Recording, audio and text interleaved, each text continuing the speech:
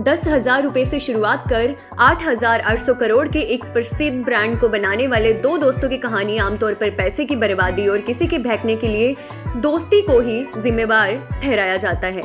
लेकिन ये एक ऐसी दोस्ती की कहानी है जो आज औरों के लिए मिसाल बन चुकी है। ये तो पहली पीढ़ी के उद्यमियों की कहानी है जिन्होंने अपनी दोस्ती को बखूबी निभाते हुए अनोखा कीर्तिमान स्थापित किया है। बचपन से दोस्ती में जो एक दूसरे का हाथ उन्होंने थामा था, 8,800 करोड़ साम्राज्य खड़ा होने के बाद भी वे साथ कायम हैं। एक सा ही नाम लिए ये दो लड़के स्कूल में जिगरी दोस्त बने, साथ साथ पढ़ाई की, खेल में भी उत्कृष्ट प्रदर्शन किया और बाद में बिजनेस में एक साथ ऊंची छलांग लगाई। नाम के साथ साथ इनकी सोच और सपने भी एक से ही थे। राधेश्याम अग्रवाल और राधेश्याम गोयंका ने कॉस्मेटिक मार्केट को अपना पहला बिजनेस बनाया। दोनों कॉलेज अटेंड करने के साथ साथ अपना बहुत सारा समय कॉस्मेटिक के केमिकल फॉर्मूला जानने के लिए सेकंड हैंड बुक की शॉप में गुजारा करते थे। इसके साथ वे दोनों सस्ते गोंद और कार्डबोर्ड से बोर्ड गेम बनाते, इस बगोल और टूथब्रश की रिपैकेजिंग करते और कोलकाता के बड़े बाजार में दुकान दुकान जाकर बेचा करते। 3 सालों की लगातार कोशिशों के बावजूद इन्हें कॉस्मेटिक बिजनेस में सफलता नहीं मिल पा रही थी। इन दोनों के संघर्ष को देखकर गोयंका के पिता ने इन्हें 20,000 रुपए हाथ में दिए और दोनों दोस्तों ने ये तय किया कि बिजनेस में 50-50 की भागीदारी रहेगी। तब उन्होंने कैम्को केमिकल्स की शुरुआत की, पर उन्हें यहाँ पर भी सफलता नहीं मिली। उनके अपने निजी जीवन में एक बड़ा बदलाव आया। अग्रवाल और गोयंका की शादी हो गई। अब उनके ऊपर आर्थिक दबाव और जिम्मेदारी और भी बढ़ गई और दोनों बिजनेस के लिए अवसर तलाशने लगे। इसी बीच उन्हें बिरला ग्रुप में अच्छी आमदनी पर नौकरी लग गई।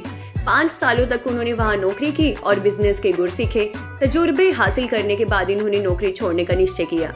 भारतीय मध्यम वर्ग को नजर में रखकर इन्होंने इमामी नाम की वैनिशिंग क्रीम को बाजार में उतारा। इमामी नाम का कोई मतलब नहीं था, पर सुनने में ये इटालियन साउंड करता था। उन्होंने सोचा कि इससे भारतीय ग्राहक प्रभावित होंगे और ऐसा हुआ भी। उन्होंने बाजार की बहुत जानकारी ली और जाना कि जो टेल्कम पाउडर टिन के बॉक्स में मिलता है वे बहुत ही साधारण लगता है। तब इन्होंने एक बहुत बड़ा दांव खेला। टेल्कम पाउडर को एक प्लास्टिक के कंटेनर में बहुत ही खूबसूरती से पैक कर और उसमें गोल्डन लेबलिंग कर एक पोश और विदेशी लुक दिया और फिर इस उत्पाद में उड़ान भरना शुरू कर दिया। इसकी मांग दिनों दिन बढ़ती चली गई और इसमें पाउडर इंडस्ट्री के शहंशाह पॉन्ड्स को भी पीछे छोड़ दिया। सफलता का ये पहला स्वाद अग्रवाल और गोयंका ने चखा था। उनके लिए नए नए प्रयोग और ग्राहकों के साथ सीधे संपर्क उनकी ताकत बन गई थी। अगले कदम में इन्होंने एक multipurpose antiseptic beauty cream Boroplus को 1984 में बाजार में लाया और इसने इन्हें बाजार का लीडर बना दिया और ये लगभग 500 करोड़ का ब्रांड बन गया। इमामी ब्रांडिंग में जोरों के साथ खर्च कर रहा था। 1983 में राजेश खन्ना अभिनीत फिल्म अगर तुम न होते में राजेश खन्ना को इमामी का मैनेजिंग डायरेक्टर की भूमिका में दिखाया गया था और इसके लिए रेखा ने मॉडलिंग की थी। इस रणनीति ने भारतीयों के मन में इमामी को एक नए मकाम पर लाकर रख दिया।